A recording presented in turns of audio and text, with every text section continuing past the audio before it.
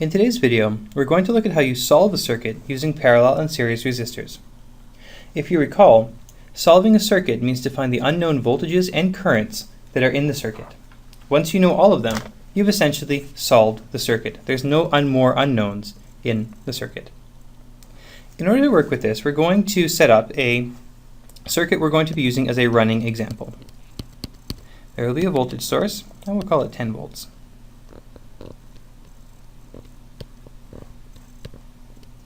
And this is going to be a 1 ohm resistor, a 2 ohm resistor, and a 3 ohm resistor. And then we're going to have a 4 ohm resistor here. Now, we'd like to know the unknown currents and voltages. We can't do that before we label them and know what it is we're talking about. Because we're only dealing with currents and voltages, and we're dealing with resistors, knowing the current alone is sufficient. Once you know the current through a resistor, you know the voltage. So it makes a lot of sense in this particular example to only work with currents. But which currents are there? I is the current coming out of the 10 volt source. This we might call the total current. Each individual resistor has its own current. I1, I2, I3, and I4.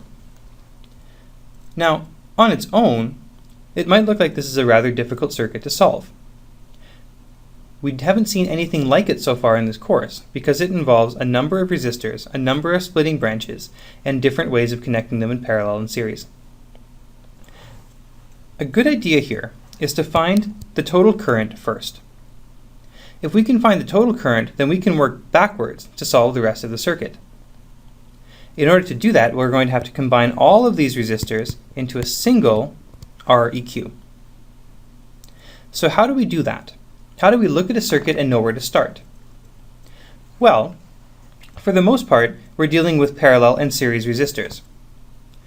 Where you start is if you can make any headway where there's an obvious place that something is either in parallel or in series. Looking at this circuit, nothing really appears to be in series yet. However, I can say these two, the 2 ohm and the 3 ohm, are in parallel. So I can combine them together. If I do that, what I get is the following. Their equivalent resistance, which I'm going to call REQ 2, 3, just to make sure we're clear that it's not the overall equivalent resistance. And since we only have 2 of them, we know we can use the shortcut formula 2 times 3 over 2 plus 3, which gives us 6 over 5 ohms. Once you've done this once for one either pair of resistors or one connection set of resistors, a really good idea would be to redraw it. Once you redraw the circuit, replacing the equivalent resistance inside the circuit, you might find that more obvious connections will appear. If I redraw it, in this case I'll be replacing that 2 and 3 ohm resistor by their equivalent 6/5 ohm single resistor. What I end up with is the following. The voltage source hasn't changed. This is still the 1 ohm resistor. This is that R equivalent, 6 over 5. Notice how I've taken it and replaced the parallel connection with a single one. And that's 4. And then we repeat the process again. We look for obvious parallel or series connections. What I can see here is that these two resistors, the R equivalent and the 1 ohm, are in fact in series. So I can add them together, like a normal series resistor. If I do that, this is now going to be called REQ 1, and I'll just use it Q. Q meaning the original equivalent resistance. You may notice when you're dealing with circuits that there's a number of shorthands we're going to need to use to make sure we keep track of all the variables. And this one is going to be, because it's in series, 1 plus 6/5 ohms, which turns out to be 11 over 5 ohms. There's no real reason for me to keep this as a fraction, but it does prevent rounding errors, which might be handy later. So I'm going to keep things in fraction form as long as I possibly can. Eventually, though, we're going to see that it will turn out to be handy to just turn everything into a decimal. So, we found the connection between these two. Let's again redraw it. you'll notice the steps are similar. Recognize connections, form equivalent resistances, and redraw it. So, to redraw this circuit, once again, the voltage source hasn't changed.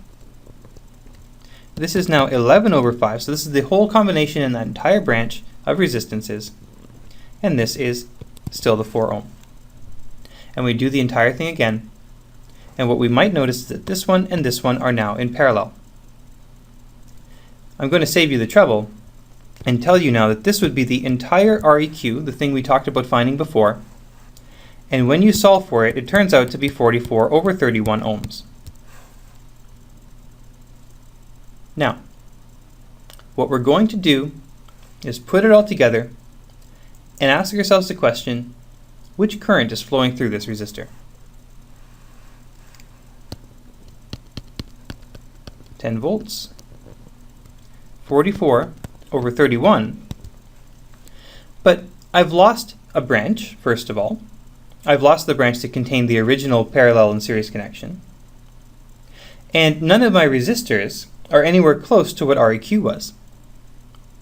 So which current is flowing through this? Well, this is actually I, the total current. Knowing that this was the total current, I can now solve for I. By Ohm's law, I is going to be 10 volts over this resistance, 44 over 31, which will eventually give us 310 over 44. And at this point, I would argue that our fractions have become somewhat messy and unusable. Certainly we could reduce it. Turns out it's 155 over 22. But that's also not going to make it any simpler for us to work with. So at this point, I'm going to turn this into a decimal.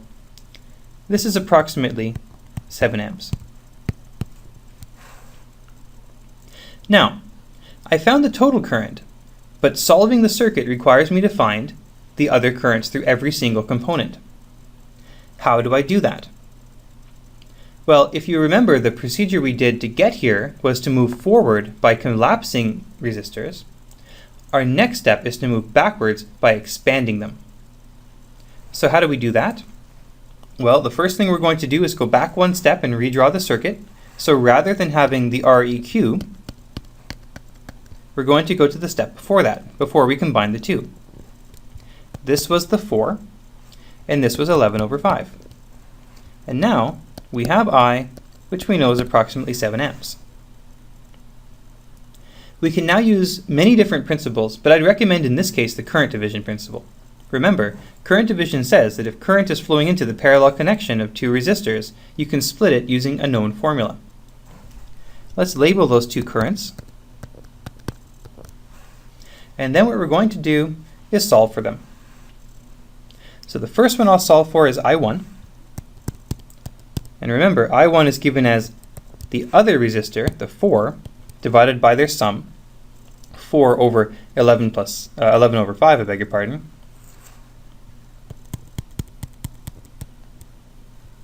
Multiplied by the current in, which is 7. And to save you the algebra, this becomes approximately 4.5 amps. Now, I'd like to know what I2 is. I could use current division again, and there's nothing wrong with doing that. But I'm actually going to use KCL for 2 reasons. Number 1, to demonstrate that you can use KCL in many areas. And number 2, because using current division is going to be more complex than just using KCL. By KCL, I have that the total current is equal to I1 plus I2, which implies that I2 is equal to 7 amps, the total current, minus this new current, 4.5 amps, which gives me 2.5 amps.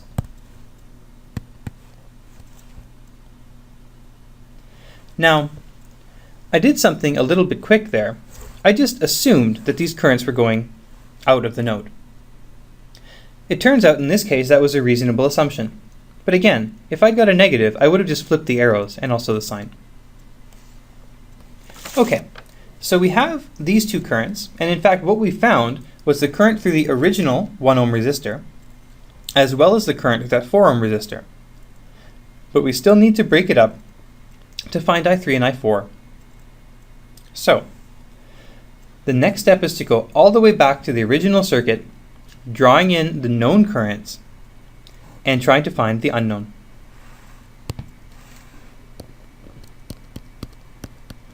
Volts. I might need a little bit more room here, so I want to make sure I'm drawing my diagram large. That was 1 ohm. That was 4, 2, and 3. This current was I2 and 2.5 amps. This current was I and 7 amps. I1 was 4.5 amps. And then I called this one I3 and this one I4. Now, once again, I can use current division and KCL. By current division, I3 is equal to 3, the other resistor, the one it's not going through, over the sum 2 plus 3, multiplied by the incoming current, which in this case was 4.5 amps. And this ends up giving me approximately 2.7 amps of current. Finally, my last step is to use KCL. I4 is equal to I1 minus I3, which gives us approximately 1.8 amps. Now, my circuit is solved because I'm only dealing with resistors. By Ohm's law, once we know the current through a resistor, we'll know the voltage. I'll leave that part to you. The key takeaway that I want you to get out of this video is that analyzing a very large circuit involves essentially 2 repeated steps. The first step is to move forward to get an equivalent resistance. Ideally, we can simplify the resistances as much as physically possible. Once we have that, we can solve for, say, a total current. The next step is to repeatedly go backwards, breaking up that equivalent resistance into its component pieces, finding the currents through them, and therefore finding the voltages. As long as you are systematic with your approach, you will be able to solve questions such as these. Thank you.